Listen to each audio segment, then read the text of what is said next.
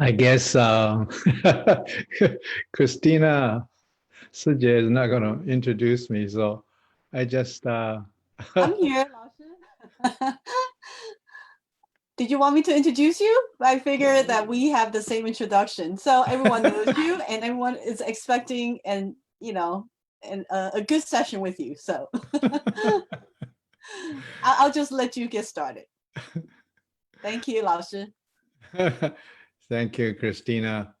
Uh, because we're animal of habits, so once we get into these habits, very difficult to adapt to it. So I was waiting for someone to initiate, and I just tag along. Being the march forward, is usually requires courage and a daring spirit. So anyway, good morning, everyone. And today we have a very interesting topic. So let's begin by quiet our mind and put our spirit in peace and expect nothing, okay? It's important to expect nothing because externally we really don't need nothing. We got everything inside. So let's just look inward and find that peace and love within.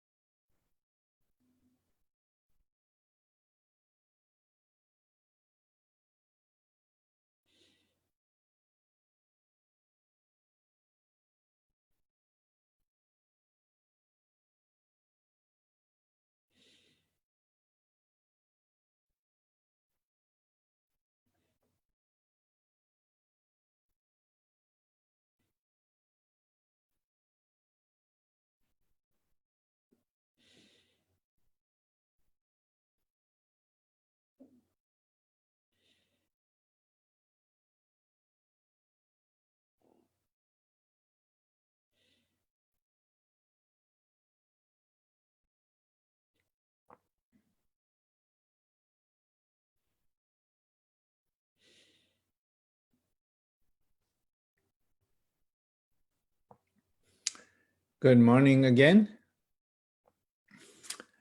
During this pandemic, I have often heard my daughter and my friends complaining to me that they're bored. Are you feeling bored? What do you do if you feel bored? You find something to do, but you cannot go out. You can't go, to your favorite restaurant or your favorite supermarket or meet your favorite friends. Our choices are very limited. And I would, I know what my parents would tell me: do something useful. Stop complaining. The Chinese way of upbringing is always discipline. Follow the cultural norm. But most of us would just look for other avenues to eliminate the burden. Instead of continue to cook the same meal, change the menu. Instead of watch the same TV drama, switch the channel. Instead of sitting there reading a book, go walk in the garden or in the neighborhood. You can't go very far. These are the normal way of handling boredom, you know. I often try a different way, is to break the habits. And let's say I usually vacuum from the left side of the room, and I would start vacuuming on the right side of the room. And instead of vacuum upstairs first, I would vacuum downstairs first. So that would break the routine, because when the choices are limited, and that's be creative and be inventive. And instead of complaining, try different methods. In other words, try different ways of living and within the condition that's allowed. So, but that's a formed way. That is the formed way.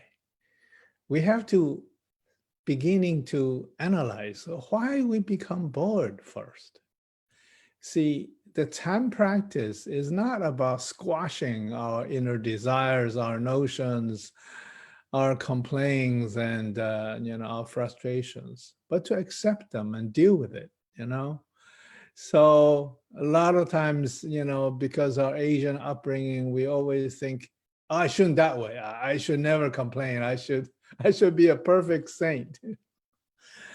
With those kind of pressure, you never be able to become a perfect saint. Right? So we need to recognize why we are bored first. Then we'll know how to deal with it, right? You see, we talked about self-nature last session. Our nature is the same as the universe. Our nature is the same as the nature of, the external nature. Our nature is free. Our nature is balanced. Our nature is harmonized. But in the form world, in order for us to reach harmony and balance, we need more than one thing. In other words, balance is left and right, right? So if you're cooking, you need to do some walking, that's what balance is.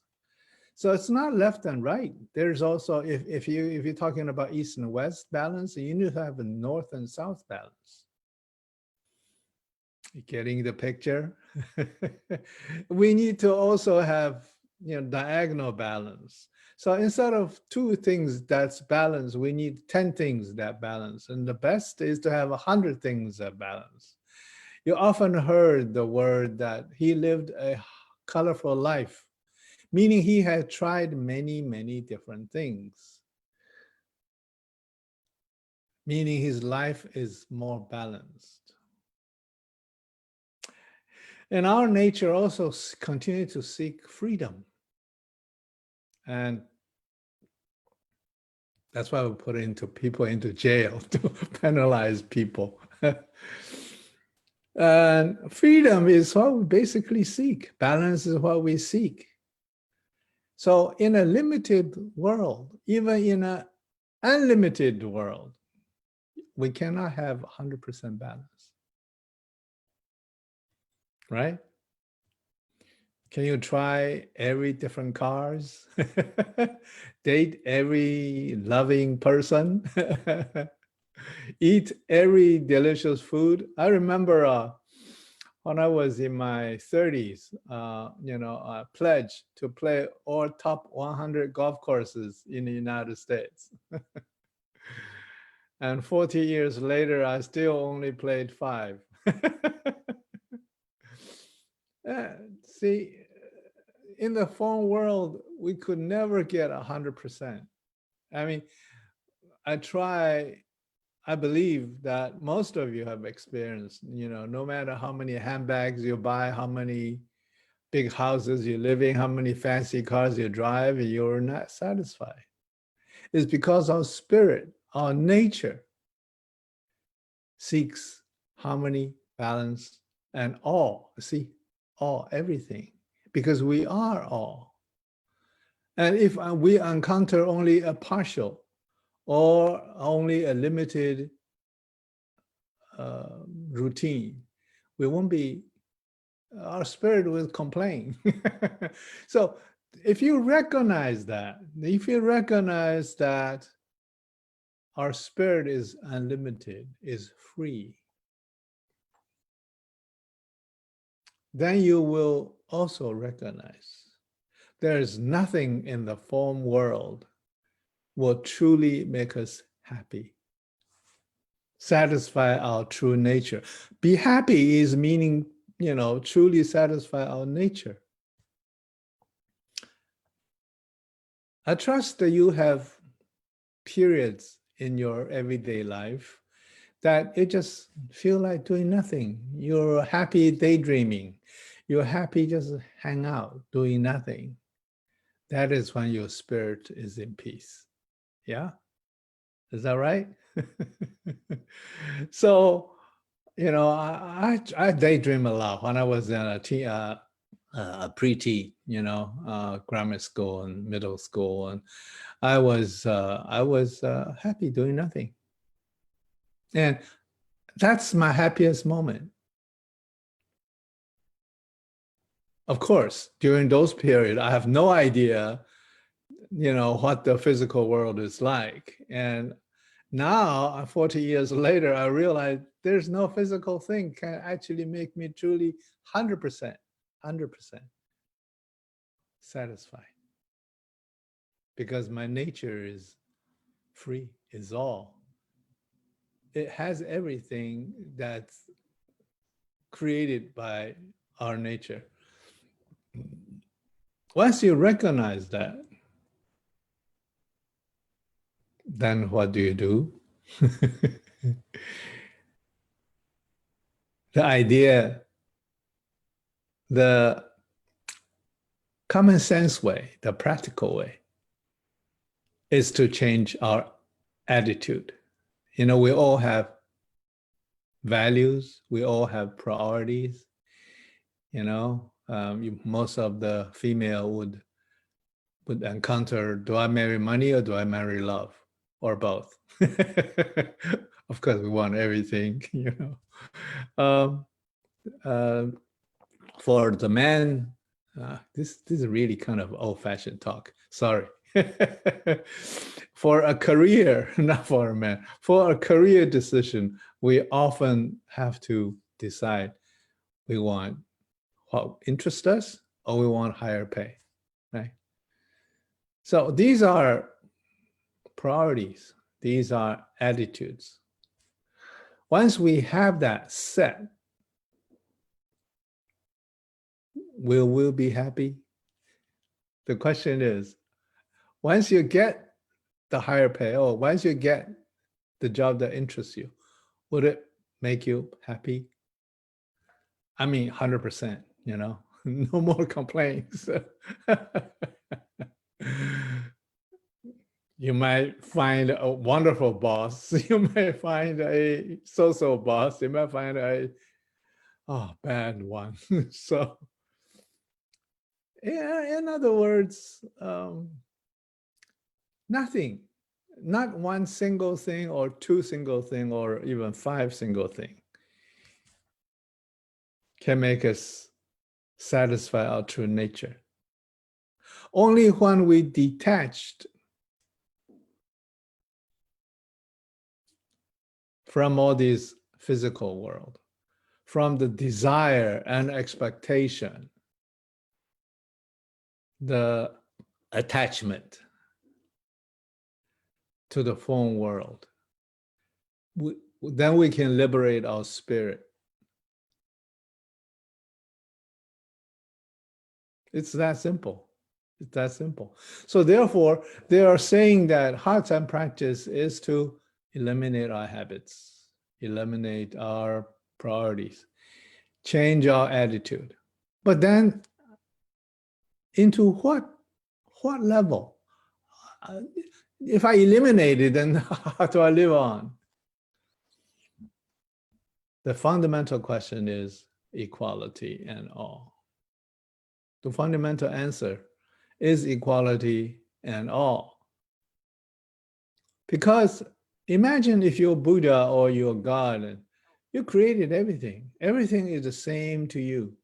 There's no difference. Everything is equally loving, equally pleasing, equally ugly, if you want to call it. If everything is ugly, then nothing is pretty. If everything is pretty, then nothing is ugly. Then ugly and pretty is the same. Yeah. Once you realize that everything is equal, then there's no difference between good or bad, those who make you mad and make you happy. So, in other words, once you reached a state of no judgment, no differentiation, no discrimination, no comparison, if you can accept everything, because everything is your creation, then you have no more priorities, no more attitude. You can live and each moment with very satisfying spiritual state. You can vacuum the same floor every day, cook the same meal every day, wash the same car every day, clip or clean the garden and dump the trash every day with contentment. It's easy to say, of course, but it's also easy to do, because as long as you can shift your focus away from the physical world, but into your spiritual state, if you can maintain a spiritual state of contentment and peace and love, then there's no loneliness, no burden will ever enter into you, because those are result of the attachment to the physical world. They don't exist in the spiritual world. These are two separate worlds. One is physical, which is the creation. One is spiritual, which is the creator. And once you can maintain in the spirit of the creator, but of course, then you're going to ask, how do I maintain in the spirit of creator?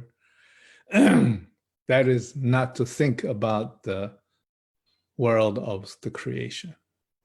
Never recognize it. Okay. When you see a beautiful flower, don't think of it as a flower. Just think of something beautiful, something smell good. No name, no label. You see someone pretty, don't think I want to marry her. No desire. That's what, our meditation practice does. Our meditation practice enables us to enter into the spiritual state of the creator and away from our recognition of the creations. Because the creation, there are tens and millions of creations. And each one of them is incomplete because they're not whole. And the creator is complete, is all. So if we can switch our perspective, our point of view from the creator, then we see everything clearly. But if we immerse into the creations, then all perspective becomes incomplete and partial. All judgments becomes inadequate, incomplete, and partial. There's nothing wrong. I mean, a lot of times people say you're wrong or I'm right. There's nothing wrong. It's just incomplete and partial. Everything in the world, in the creation world, is incomplete and partial. Once we recognize that, then we will not insist on our thoughts, our judgment. See, once you believe everything we think about, we judge, we believe, we fight for, is inadequate, incomplete. If we can recognize that incompletion and inadequacies, then our life will be less demanding. We will expect less. We will complain less. We will be able to accept more differences, variations, arguments, disruptions.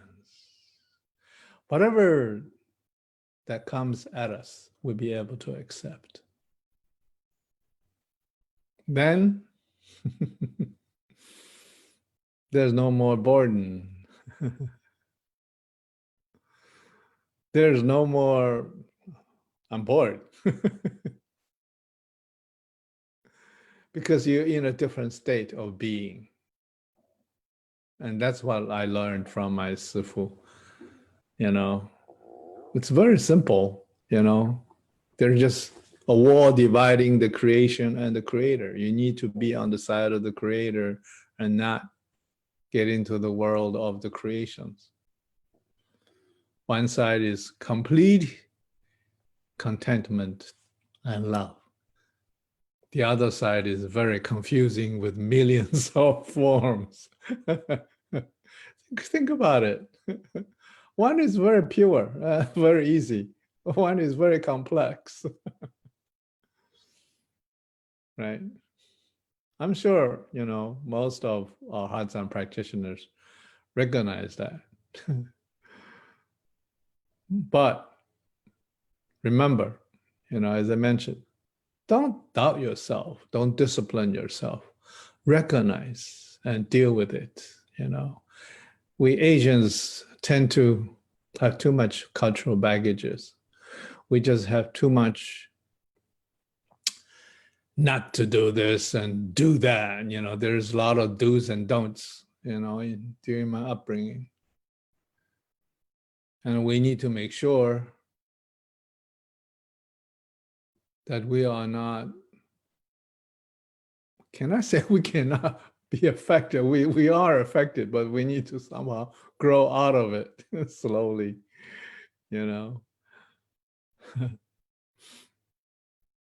So it's okay to complain, but how to deal with it?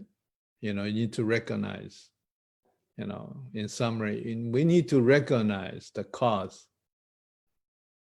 Once we recognize the cause, we recognize all causes is because our spirit is seeking freedom and harmony and balance.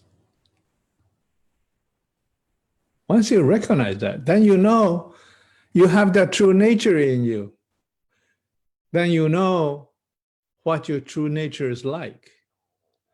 Then you know none of the physical world can truly make your first spirit, make your loving spirit content. It's not there because there are creations. They're the downstream of our upstream as the creator. Treasure that and feel it. You know, it's very easy. Just stop thinking. You can feel the love, the peace, and the loving kindness. And sort of indulge in complaining on board. Just don't even think about it. Quiet your mind. Of course, I mean, you know, your body needs to be healthy at the same time. Once your body is healthy and quiet your mind, you're in a spiritual state of contentment. You don't have to do anything. You can just sit there and lie there and do nothing. You'll be happy. Or even doing the same thing over and over again, you'll be happy because you're no longer involved, entangled, jailed by the physical form world. It's that simple. And then if you do have some issue to resolve, you will get the wisdom from your spiritual world. It will tell you this is the way to resolve it. And the problem lies in here because all creations have a source, which is the same source as our creator. All creations are affected by the source. So as long as we link to the source, we'll be able to link to their cause, and then we can resolve it. Is that clear? See? So instead of look at the physical cause, we need to look at the spiritual cause. Once we look at the spiritual cause, we recognize it from a spiritual domain, we'll know how to deal with everything.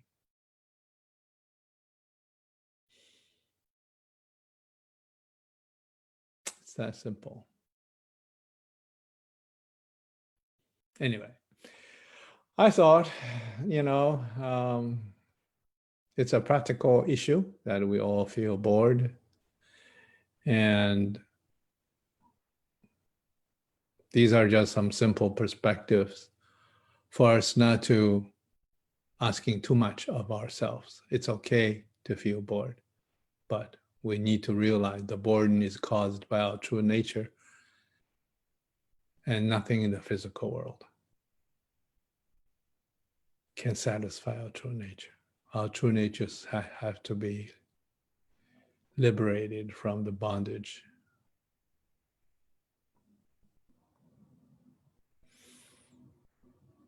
Okay, any questions?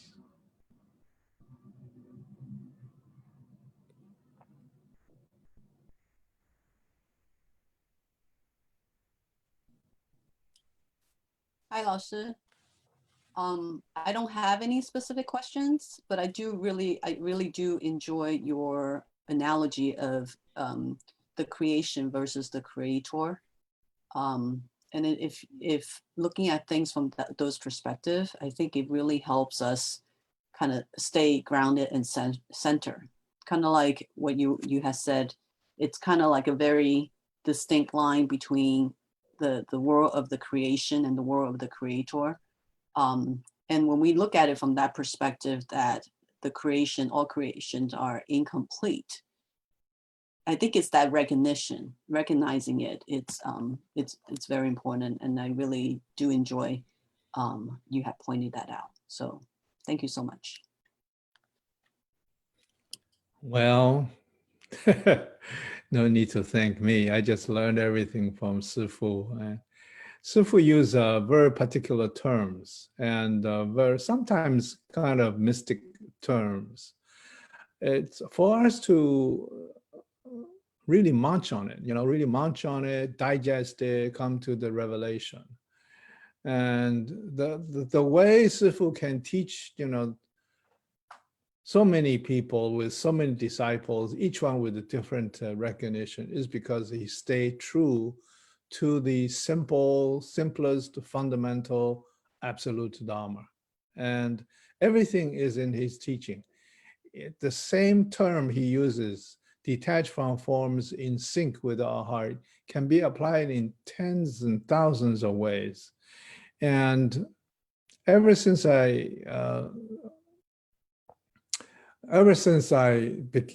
begin to practice heart Zen, I have, encountered so many different other spiritual schools, but there are just, some are more complex, some are more deeper, some are more difficult, more academic, some are more, everyone's different, but no one, in my opinion, is as basic and absolute and effective as Sifu's teaching. And so I really, truly appreciate and feel very blessed that I was somehow dragged into this by my wife.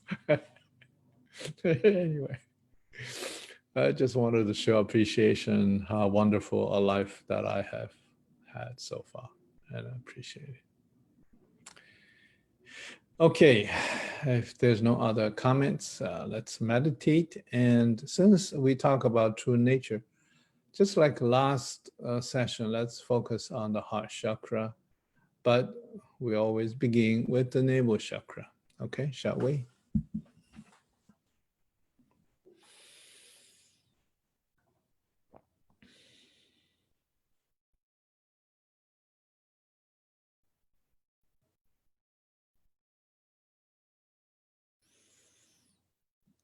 We'll take a feel deep breath. Slow, silent, deep, and long.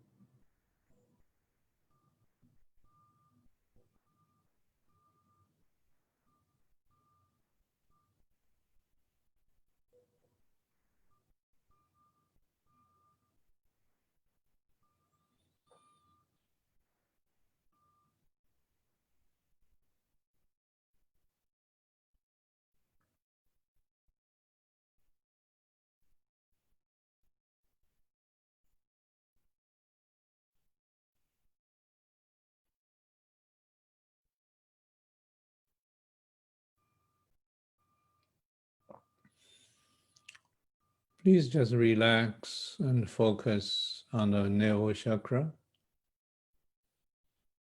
Feel the navel chakra with your entire concentration. That's the only way not to think about anything. not to think about your boredom.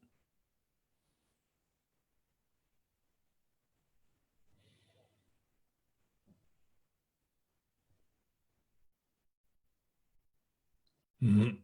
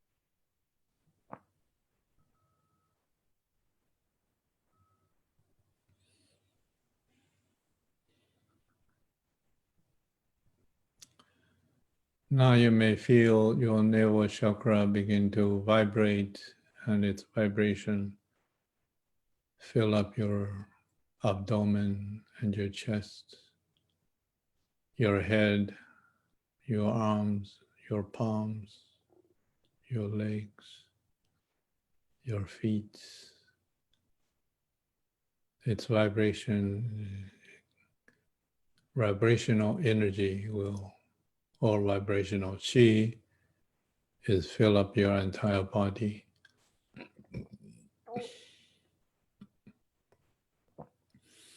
You may even feel the vibration in other chakras, such as Dharma chakra for now.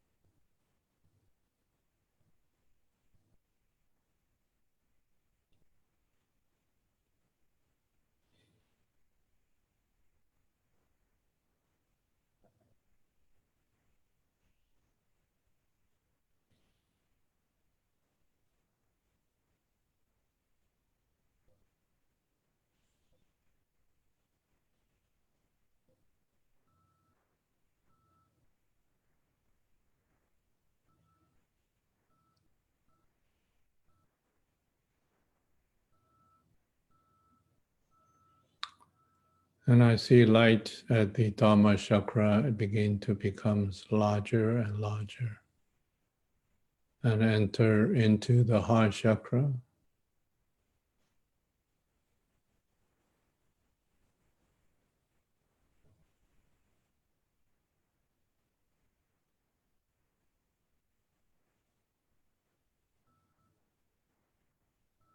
The heart chakra becomes brighter and brighter.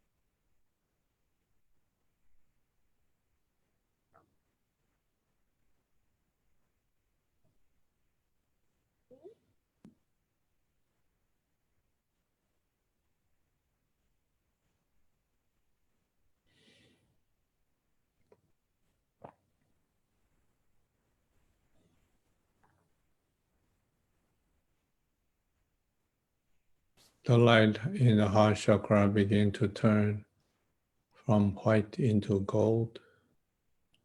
That is just my personal experience at the moment.